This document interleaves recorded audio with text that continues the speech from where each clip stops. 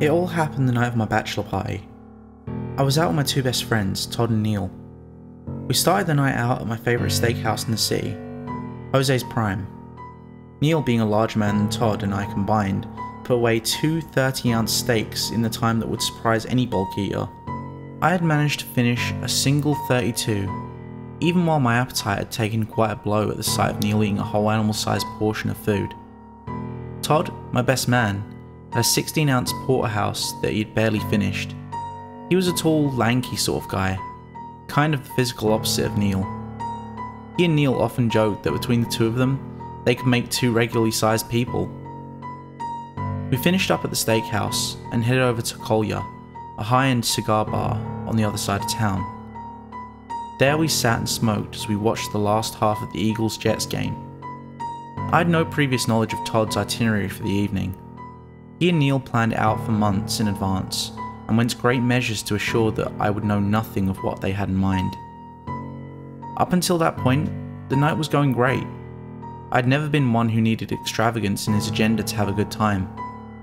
I had always preferred to keep things simple and with a few good friends. Up until then, the night had been just that. I did my best to allow my friend the element of surprise, but it did bother me when I asked Todd where we'd be going after the cigar bar, and he and Neil remained silent. Granting my friend the surprise effect was more of a gift to him than it was for my own benefit, for I had always grown especially anxious of the awareness of impending surprises. However, I gritted my teeth and remained off topic. I started out on the passenger side window trying to guess where we might have been heading, but to my friend's credit, I had no idea where the night would be heading. This was only made completely evident when we finally pulled into the parking lot of what appeared to be a strip club called Red Fantasy. I thought it was a prank at first and laughed it off. The laughing stopped, however, when I noticed that Todd was pulling into a parking spot. Never having been to a strip club before, nor ever showing any interest in going to one at all, I interjected. Todd and Neil, though, were set on taking me in with promise that it won't be that bad and we don't have to stay long. Eventually, I gave in. The building was a relatively small one. It was dark, as if it had been painted black on the outside. There were no windows and only a single glass door that was too foggy to see anything through. I would not have even known what the club was called were it not for the small pink neon sign that hung above the door. I would have liked to think that if my friends were going to take me to one of these places, they would have picked a nice one to go to. Instead, we had found ourselves at one of the seediest little knocks that I had ever seen of any kind of establishment. Walking into the club, my friends and I were hit with a strong wind of smelling of sweat and dime store perfume. My friends paid my $20 cover charge to a scantily clad woman behind a small booth at the front before taking me into action. I had only a brief window of time to formulate an expectation based on what I had seen in the movies and television shows. But what I saw was much different than anything I could have imagined. Beautiful women, easily 20 or 30 of them, all strutting around with little or no clothes on. There did not seem to be any other male patrons, or even men working at the club. But this was not nearly as surprising as the obvious. All of the women working that evening were some of the most gorgeous women I'd ever seen. Some of them were relaxing and talking among themselves in the house seats, while others were completely naked and casually dancing on the stage. The song playing was a catchy melodic number that I failed to recognise. As I came round on the idea of enjoying my time at the club, I remember turning to Neil on my left and telling them that my fiancée was never to find out about this part of the night. After we walked in, it seemed that all of the women turned their attention to us, what with not having any other customers to attend to. My friends and I became the centre of attention, though the music was too loud to hear what he was saying. I witnessed Todd pull a waitress aside, talk into her ear, hold up 3 fingers, pointed at me, and handed the girl some cash. The waitress looked over at me and smiled before walking away. Todd came up to me and told me that he had ordered us all drinks. I was still on edge from being well beyond my comfort zone, but as I sat back in my chair and watched the girls up on stage dance to the rhythm and music, I found myself becoming more and more relaxed. Within seconds after our beers had reached us, 2 dancers came over to me dressed in minimal amounts of clothing. Todd had evidently paid for my lap dance. When the girls began dancing around me, I felt my face glow bright red. I didn't know whether to laugh, leave, or give my best man a good throat punch for subjecting me to all that. I noticed that my anxiety had begun to rise once more, of which I tried to quell with my drink. The beer helped ease my general discomfort, but only to a point where I could bear the show. After the dance, I told my friends that I wanted to leave. They groaned, actually managing to enjoy themselves, but obliged my request. As we got up to leave, several of the girls came over and objected. They told us that we had been their only customers all night, leading me to believe that the place must have just opened, for these women were far too attractive not to warrant plenty of traffic. They told us that if we stayed, they would give us all complimentary private shows. Todd and Neil looked over to me like children pleading with their parents to buy them a new toy. I sighed and agreed, both for their sake and for my own damning curiosity.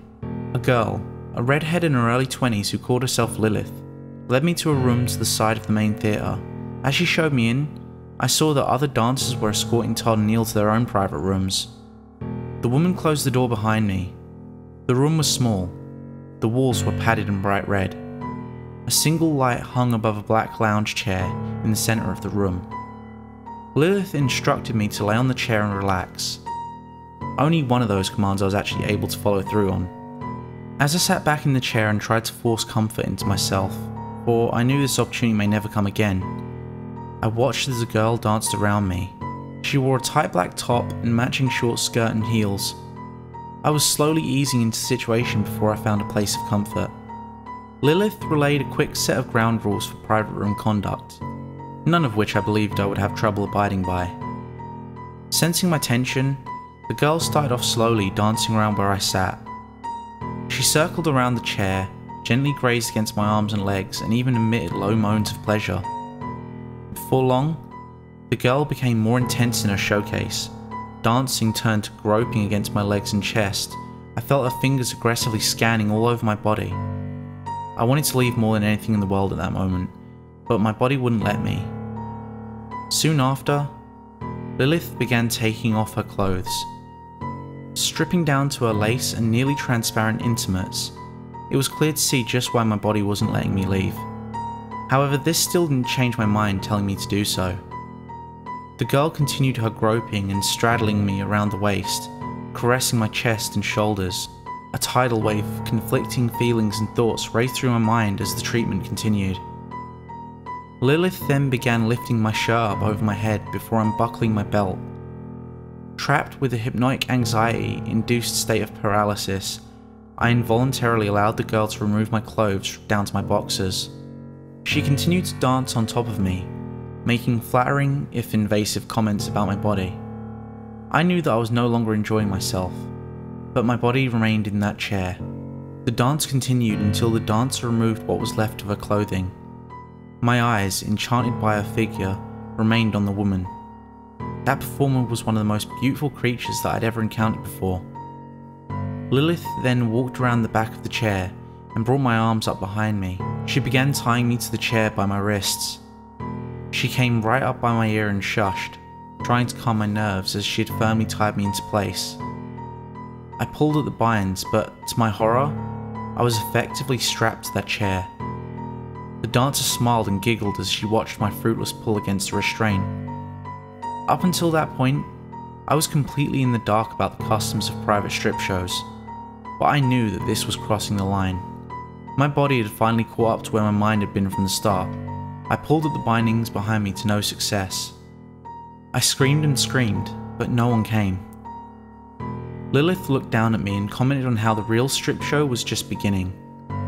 Before I could venture a guess at what she meant, the dancer climbed on top of my waist. I looked up to see a blank, apathetic expression washed across her face. Staring down at me, however, were eyes dark and brimming with sinister intent. Lilith inserted her long-nailed fingers into the side of her breast. She took a handful of pale skin in her fist.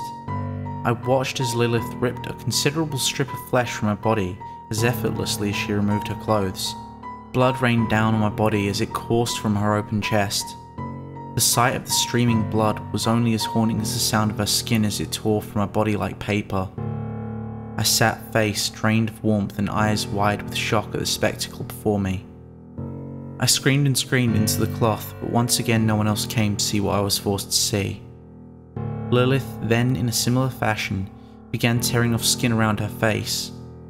I remember brief glances of two eyeballs staring back at me out of a bloody mound of bone and torn muscle. Strip by strip, I witnessed the girl peel away her skin without a single pause or cringe from the pain. Her whole scalp peeled away in one piece, with her hair still attached. The whitened cap splashed onto the bloody ground below in a limp plop. Blood poured onto the floor in a constant stream. Lilith did not appear to be in any sort of agony from her self-mutilation. Instead, she relished in the experience as one would a hot bath after a long day. Underneath her skin was a gruesome display of pulsing muscle tissue. Blood began pooling onto the floor. More of it than I would have thought a single person could hold. And yet the girl continued dancing and shedding her skin. When she finished, a bloody figure of exposed muscle straddled across me. Not an inch of skin left on her dripping body. My voice had begun to fade from the amount of screaming I had done. I felt her blood splashed onto my body as I lay trapped underneath the girl. Wide eyes stared down at me, above two full rows of teeth. I wanted to wake up. I wanted it all just to be a really bad nightmare and wake up, but alas, what the creature did next was beyond real. I felt her bony fingers begin digging into my own bare chest. I let out a cry of anguish and pulled as hard as I could at the cords in which held up my arms. My eyes shut from the horror. I felt the warm, slithery muscle tissue of its skinless legs pressed against my sides. I could feel my skin breaking and bleeding as the demon dug like a rabid animal in my chest. Pulling harder and harder against my bindings, I eventually broke myself free. In one red blur, I pushed the figure aside and ran out the room. I did not know the extent to which she had bore into me, but at that point, I didn't care. My main goal was to find my friends and get out as soon as I could. However, when I left the room and walked out into the main theatre, that was when I saw it. The single image that stood out above all of the others that night, and the one memory that I know I will always see when I close my eyes. The room was dead silent. The booming music which once blared over any possible conversation was replaced by near-perfect silence. I tried to call out to my friends, but my voice was completely gone. A dense blackness surrounded almost every side of me, save for a single blinding spotlight that shined in my direction from the main stage. I looked over to it. My eyes squinted as they adjusted to the brightness. Through the light, I saw two dark shadows gently swaying back and forth to no music. As I continued to look into the light, the shadows on top of the stage became clearer figures. Two familiar silhouettes danced slowly, one tall and the other wide. Neither of them spoke, but both appeared to be looking in my direction. The stench of copper filled my lungs. They swayed their twitching dance as they dripped thick droplets onto the stage below. In the audience sat the remaining women of the club, cheering the performers on, cackling and throwing back the cash that they had been presented with earlier. I scrambled for the door in the pitch black, and only by the grace of God did I find it. After I was hit by that first blast of fresh, cool night air, I ran.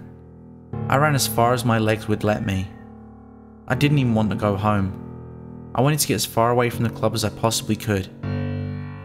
I knew I probably should have gone to the hospital or the police, but at that point my only priority was distance. I've not seen my friends again after that night. As of right now, it's still a missing persons case. I've repeatedly told the police where I last saw them and stand by my testimony. I know what I saw that night. I don't care what their investigations report. The strip club, Red Fantasy, does exist. I know it does.